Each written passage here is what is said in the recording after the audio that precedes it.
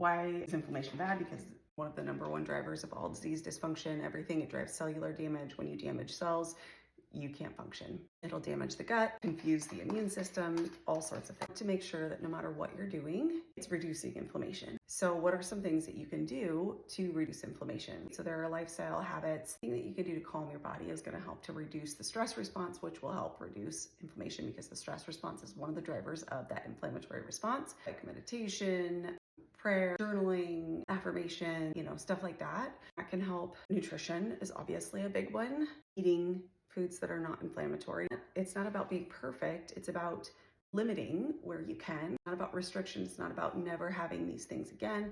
It's about limiting where you can so that you can limit the amount of inflammation you're putting into your body so that we can heal and improve how your body's functioning. So internal stressors are the things that I'm going to talk about next, like cellular damage, blood sugar imbalances, toxicity, poor detox pathway function, gut permeability, or aka leaky gut. All of those things are going to drive that stress and inflammatory response inside of the body. You can see it's a very involved thing. You can't take it a one-sided approach and completely correct it, because if you're addressing one thing, the other things are happening simultaneously, so they're working against you. I think that can be kind of why the healing process can be a little bit overwhelming sometimes, or frustrating, because it feels like an uphill battle sometimes, because you're doing something, you're not really getting any progress, making any progress. That's where the blood work really comes into play, because we can see all of those stressors or all of those things that are driving the inflammatory response in one shot, and we can address them all at the same time.